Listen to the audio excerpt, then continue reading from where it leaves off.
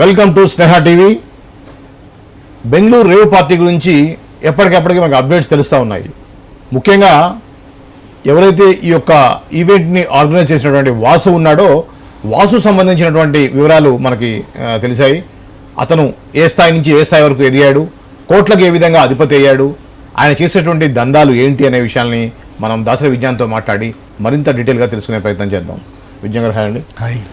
ఏంటండి ఈ తెలకపల్లి సంథింగ్ ఇంటి పేరు లంకపల్లి వాసు సంబంధించినటువంటి వివరాలు పూర్తిగా మీ దగ్గర ఉన్నాయని తెలిసింది. చెప్పండి అసలు ఎవరైనా. ఈయన లంకపల్లి వాసు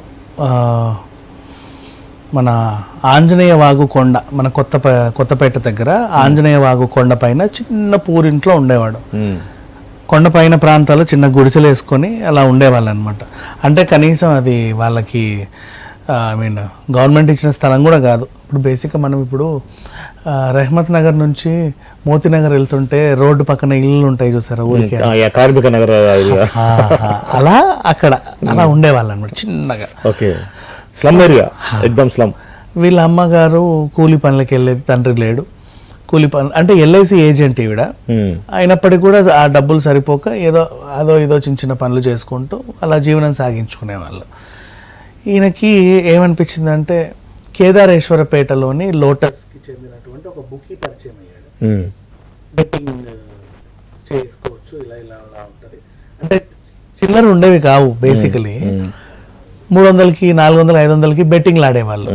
వస్తే 1000 రూపాయలు వస్తాయి, పోతాయి ఇంకా పోనీలే అనుకుంటారు. వస్తే 1000 వస్తాయి కదా, ఎంజాయ్ చేసేవాళ్ళు. అలా బెట్టింగ్లలో కొంచెం పట్టు ఉంది అండ్ కొంచెం నాలెడ్జ్ ఉంది. ఎవరు గెలుస్తారు ఎవరు ఓడతారు అనే స్పెక్యులేటర్, మంచి స్పెక్యులేటర్. సో అంటే స్పెక్యులేటర్ అంటే స్టాక్ మార్కెట్కి సంబంధం లేదు, బెట్టింగ్లో స్పెక్యులేటర్. మంచి ఆప్టిమిస్ట్. కూర్చొని వీళ్ళు గెలుస్తారు వాళ్ళు గెలుస్తారు అనుకునేవాడు. బాగా ఆడేవాడు, మంచిగా గెలిచేవాడు, నలుగురిని గెలిపించేవాడు కూడా. ఆ పట్టు బాగుంది ఈయనకి. సో ఒక బుకీ పరిచయం కాగానే ఆయనతోటి చేతులు కలిపి ఈయన ఆ కొండ మీద ఉండే చిల్లా చితక గ్యాంగ్ అందరితో ఆడిచ్చేవాడు. 10 మంది ఆడితే 8 మంది గెలిచేవాళ్ళు, 2 ఓడిపోయేవాళ్ళు. అయినా సరే ఏదో ఒకటి ఆ 8 మంది దగ్గర నుంచి ఈయనకి ఒక పావుల కమిషన్. అలా చేతులు కలిపి అనతి కాలంలో మంచి స్పెక్యులేషన్ బాగుంది ఈయనది. ఈయన చెప్పిన దాని మీద బెట్టింగ్ పెడితే ఖచ్చితంగా 300 వస్తున్నాయి. పోతే పోనీ 10 రూపాయలు పోతున్నాయి, వస్తే 300 వస్తున్నాయి. బాగుంది కదా అని చెప్పి ఆడారు. అలా అది 1000, లక్షలు, కోట్లు, అనతి కాలంలోనే కోట్లు సంపాదించేశాడు. ఈయనకి కింద బుకీలు ఉన్నారు ఇంకా మళ్ళీ. అంటే ఈ ఒక బుకీ దగ్గర పనిచేసి ఈయన ఒక బుకీ అయ్యి ఇంకా చాలా మంది బుకీలను తయారు చేసి ఆ బుకీలకు ఒక రారాజులా ఎదిగాడు అనతి కాలంలోనే. ఎన్నో ప్రాపర్టీలు కొన్నాడు. ఆ కొండ వెనక ప్రాంతము, ఆ కొండ ఏ కొండలో అయితే ఆయన ఉన్నాడో 150 గజాల స్థలం అది. ఆ ఇంటిని తీసేసి మంచి లగ్జరీ రేకుల షెడ్ లాగా ఏదో తయారు చేశాడు. అదే ఈయన క్లబ్. అక్కడ నుంచే బెట్టింగ్లు నిర్వహించేవాడు. ఆయన సామ్రాజ్యం చుట్టుపక్కల సీసీటీవీ కెమెరాలు అవన్నీ అమర్చుకున్నాడు. కొండ కింది వరకు కూడా ఎవరిని అడిగినా ఈయన పేరు చెప్పేవాళ్ళు కాదు. ఇప్పుడు ఒక బుకీ దొరికాడు, ఎవర్రా మీ ప్రధాని అంటాడు. వీళ్ళు ఎక్కడో ఉంటారు సార్, ఢిల్లీలో ముంబైలో ఉంటారు, మాకు కూడా తెలియదు, మేము జస్ట్ అట్లా చేస్తే మాకు కమిషన్లు వస్తాయని చెప్పేవాళ్ళు. కానీ వీడే ఇక్కడే ఉంటాడు, ఆ కొండ పంటాడు, ఎవడు చెప్పేవాడు కాదు. అట్లా సామ్రాజ్యాన్ని క్రియేట్ చేసుకున్నాడు. సో అంచెలంచెలుగా ఎదిగి పార్టీలు కండక్ట్ చేయడం స్టార్ట్ చేశాడు. ఎలాంటి పార్టీలు అంటే ఫస్ట్ బెట్టింగ్ల పార్టీలో ఆర్గనైజ్ చేసేవాడు. అందరు మనకి సింపుల్ చెప్పండి, జులై సినిమా చూసావా? ఒక రూమ్ కి వెళ్ళి అందరు అక్కడే బెట్టింగ్లు చేసేవారు. పోలీసులు రాగానే పారిపోయారు. ఆ టైప్ ఆర్గనైజేషన్. అందరు అక్కడికి వచ్చి కూర్చొని లక్షల కోట్ల పెట్టి బెట్టింగ్లు అక్కడక్కడే చేతులు మారేవి, బోల్డ్లన్నీ డబ్బులు. వీడి కమిషన్ వీడికి వచ్చేది, ఆర్గనైజర్ కాబట్టి. ఇట్లా ఎదిగాడు. ఇక్కడ సరే బెట్టింగ్లతో పాటు ఆ మ్యాచ్ జరిగే 2.5 గంటల ఎంటర్టైన్మెంట్ కూడా కావాలి కదా. మందు మరపాలం, ఇంకో 2 అడుగులు ముందుకేసి డ్రగ్స్, ఇంకేవో ఇంకా 2 అడుగులు ముందుకేసి అమ్మాయిలు, జల్సాలు. అక్కడ దాకా వెళ్ళింది. సో ఇంతున్నప్పుడు ఈ సామ్రాజ్యం ఇంతే ఎందుకు, ఒక వాట్సాప్ గ్రూప్ క్రియేట్ చేసుకున్నాడు. ఈయన దగ్గర చాలా మంది వచ్చేవాళ్ళు అనమాట. ఈవెన్ పెడ్లర్తో కూడా పరిచయం ఉండేది, డ్రగ్స్ సప్లై చేసే వాళ్ళతో. వాట్సాప్ గ్రూప్ క్రియేట్ చేసి పార్టీస్ ఆర్గనైజ్, ఒక్కో పార్టీకి ఒక టైటిల్ పెట్టేవాడు.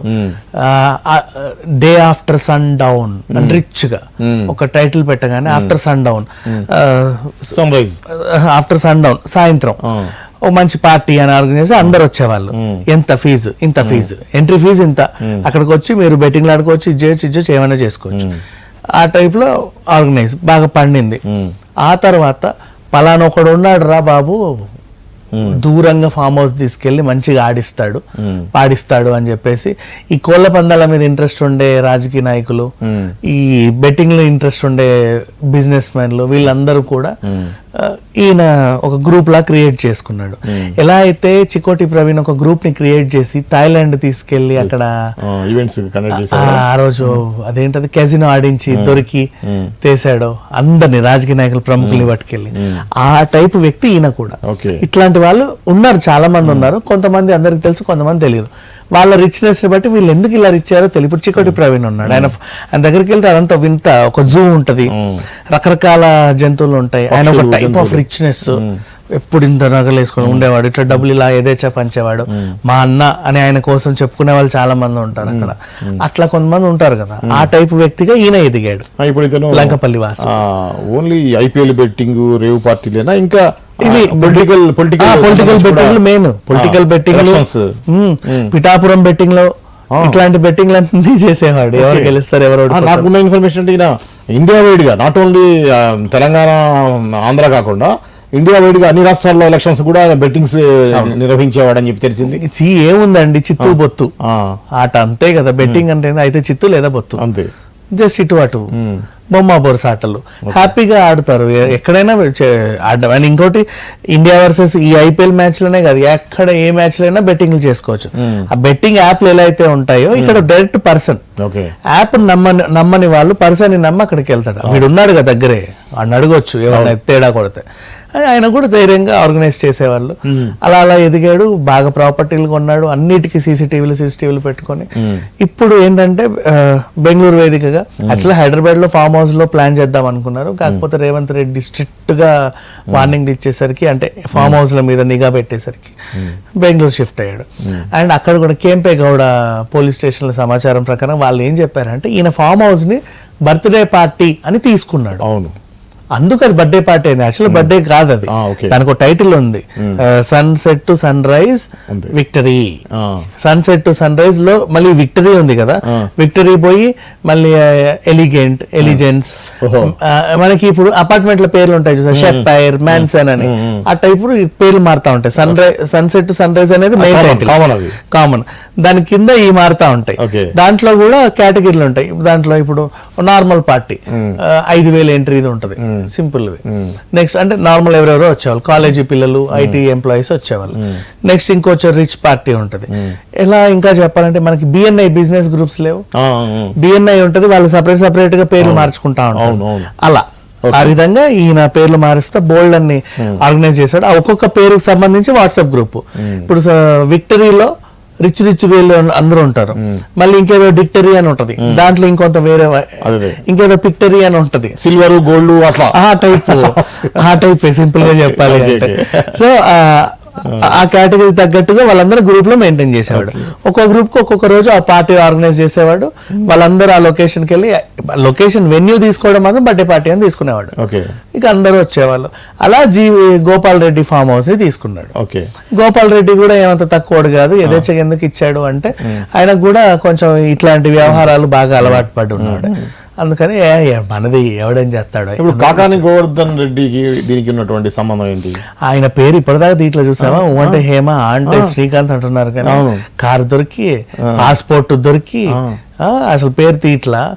ఇట్లా కాకాని లాంటి వాళ్ళు కూడా ఇంకా చాలా మాగానీలు ఉన్నారు వీళ్ళ దగ్గర. చాలా మంది ఉంటారు, బోలెడు అంతమంది ఉన్నారు. అన్ని స్పోర్ట్స్ కార్లు, లగ్జరీ కార్లు వచ్చిన పార్టీ విక్టరీ. అంటే ప్లాటినం లెవెల్ ఆ type. So platinum level party జరిగితే అలాగే హేమ ఇట్లాంటి వాళ్ళు, సినీ రాజకీయ ప్రముఖులందరూ వచ్చారు. బాగా జరిగింది. పోలీసులు ఎందుకో లాస్ట్ మూమెంట్ లో వెళ్ళి, ఇలా 2 రోజుల పార్టీ ఇది 140 మంది ఫస్ట్ సాటర్డే అటెండ్ అయ్యారు. కొంతమంది పోగా కొంతమంది జాయిన్ అవ్వగా సండే రోజుకి 101 మంది ఉన్నారు. అందులో 75 మంది పురుషులు, 26 మంది స్త్రీలు, మహిళలు. ఇలా జరిగిన పార్టీ అన్నమాట. బాగా ఆర్గనైజ్ చేశాడు. అంటే ఎన్నో పార్టీలు ఆర్గనైజ్ చేశాడు. అదేంటో ఇంత బతికి ఇంటర్నకాల చచ్చినట్టు ఆ బెంగళూరులో దొరికాడు. అదేదో ఆ విజయవాడలో, అమరావతిలోనే గుట్టు చప్పుడు కాకుండా ఏ మూలకు, ఆ బాపట్ల, చీరాల బీచ్ల దగ్గర, ఫామ్ హౌస్ దగ్గర చేసుకుంటే దొరికేవాడు కాదేమో. అట్లన్నీ చేస్తుంటాడు. రిచ్ పార్టీ వీళ్ళందరూ కూడా హై క్లాస్ పీపుల్ వచ్చేది. సో హై క్లాస్ వెన్యూ ఎత్తుక్కున్నాడు, ఆ హై క్లాస్ వెన్యూ బెడ్స్ కొట్టింది. ఓకే. అంతే. సో ఇంకోటి వాసుకు సంబంధించినటువంటి వాళ్ళ మదర్ కి ఏదో ఆరోగ్య సమస్య ఉంది, ఆయనకి ఏదో ఆరోగ్య సమస్య ఉంది, ఈయనకి కిడ్నీలో ప్రాబ్లం ఉంది, ఈయన కూడా కిడ్నీ సమస్యతో బాధపడుతున్నాడు, వాళ్ళ అమ్మకు కూడా సరిగ్గా ఆరోగ్య సమస్యలు బాగున్నాయి, బాగాలేదు. అంటే ఎంతసేపు కిడ్నీ చేసుకుంటారు, పెద్ద విషయం కాదు. ఆరోగ్య సమస్యలు ఉన్నంత మాత్రంలో దోషి నిర్దోషి కాలేడుగా అట్లా ఎక్స్క్యూజ్ ఉండదు, అట్లా ఏం ఉండదు. మనకి ఇప్పుడు కేజ్రీవాల్ వదిలేరా ఆరోగ్య సమస్యలు ఉంటే, మన భాస్కర్ రెడ్డిని వదిలేరా, అట్లా ఏం లేదు.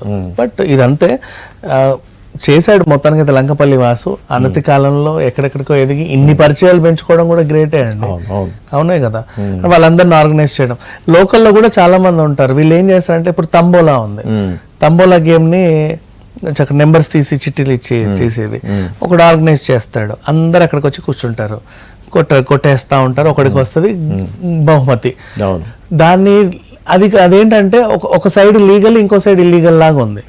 లీగల్ ఏంటంటే హౌజీ గేమ్ ఆడుకోవచ్చు అని ఉంది, కిట్టి పార్టీలలో కూడా ఆడవచ్చు అని ఉంది. సో అదేం లేదు, అది ఆడే వాళ్ళు కూడా చాలా మంది ఉన్నారు, దాంట్లో కూడా కోట్లలో వ్యవహారాలు జరుగుతున్నాయి. అది ఆడినా బాగుండేదేమో, మరి వీడెందుకు ఈ బెట్టింగ్ల సైడ్ వచ్చారు అంటే. ఇది ఇంకా షార్ట్ అంతసేపు ఎవడు ఆడతాడు, గంట సేపు. అయితే బొమ్మ లేదా బొరస 2 నిమిషాలు చెప్పాలంటే తింపతి కన్నా కూడా ఇంకా స్పీడ్ ఆ టైపులకు అలవాటు పడిపోయి వెంటనే రిజల్ట్ కోసము ఆతృత పడే వాళ్ళు ఈ బెట్టింగ్లకు అలవాటు పడి ఇలా ఉన్నారు. ఓకే, ఇది అండి వాసుకు సంబంధించినటువంటి వివరాలు. బెంగళూరు రేవ్ పార్టీ నిర్వహించినటువంటి వాసు ఎవరన్నారో ఆ వాసుకు సంబంధించినటువంటి ఫ్లాష్ బ్యాక్ ఏంటి, అతను ఏ క్రమంలో ఇంత 200 కోట్లకు పైగా ఆస్తులు సంపాదించాడనే విషయాన్ని విజ్ఞాన్ గారు తెలియజేశారు. మరో అంశంతో మళ్ళీ కలుద్దాం, అప్పటి వరకు చూస్తూనే ఉండండి స్నేహ టీవీ.